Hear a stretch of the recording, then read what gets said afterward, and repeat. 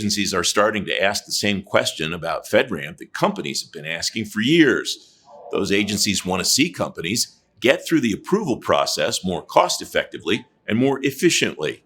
I asked Kevin Mulligan, Senior Manager for Government Affairs and Public Policy at Google Cloud, how he'd like to see both of those things happen. Kevin, it's great to see you. Thanks for joining me today.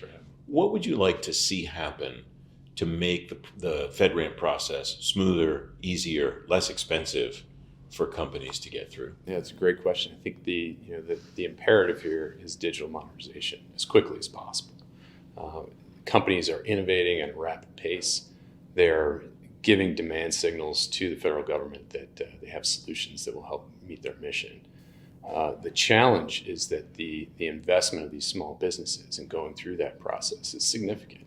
It's time, it's money, it's overhead, it's burning cash as you await final authorization. So anything that can be done to accelerate that process is going to be extremely important. I think if you look at how FedRAMP is designed and the policies that originated it, they might be a bit dated.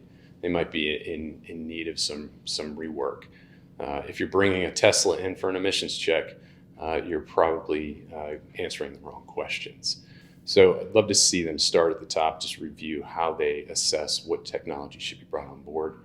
And then you look at resources, and it comes down to the process being a bottleneck that's inhibiting the rate at which technology can be brought to bear and products and services can be delivered. So that comes back to staffing and funding. You see companies are working around going to the agencies. I think FedRAMP numbers are around 70% of the applications are coming up through the agencies. Those agencies also need the resources to do the similar due diligence. And so you need to have, if the federal government is serious about digital modernization, ensuring that those checks and balances and those processes are fully staffed, fully resourced to be able to bring in these innovative solutions. As we look at empowering our partners, their solutions ultimately are inhibited and throttling the rate at which business is generated and revenue can be recognized. But it's also the end user that's screaming for those modern solutions that they see in the private sector that they desperately want in the public sector. And they're just challenged to bring those on board in a timely fashion. And so as innovation outpaces the rate at which products are brought online and certified, now you find that you're buying yesterday's technology for tomorrow, and that makes us vulnerable for the future. And as a result, you see additional controls going above and beyond what FedRAMP minimum baseline standard is asking for. That's adding more time, more churn, and more expense to the process, and ultimately not meeting the ultimate mission that FedRAMP was put in place to provide. One of the areas where I think the Defense Department, the military services are emphasizing that I don't see as much in the civilian sector is an ongoing reminder, we have to go faster.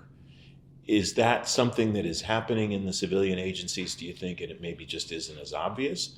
Or is that maybe some room for improvement there where they could say, hey, wait a minute, we need to go faster in the digital modernization that you just described? I think you're hitting the nail on the head. I mean, you need to accelerate the pace at which you bring these online. There's a lag in the process that is ultimately it needs to be addressed. I think the process is focused on specific checks and balances rather than outcomes. We'd love to see it be more outcome driven. Referencing that Tesla coming in for an emissions check, there's just fundamentally different ways to achieve the same outcomes that were not envisioned when the original rules were written. And that's where I think if we go back and revise, if there's a continual update of what those requirements are and what the minimum standard actually is, not necessarily how you do it, but the outcome that results from the solution that you bring to bear, there would be an added benefit for the entire process. Very quick final thought. What do you think that looks like without having to make everybody go through the process again when you change and update what the process looks like now? Yeah, I think if you take an outcomes-based approach, then you look at the solutions that are currently in place. If they're achieving the necessary outcomes, then you're good to go. Kevin, thanks for joining me. I appreciate it. Thank you.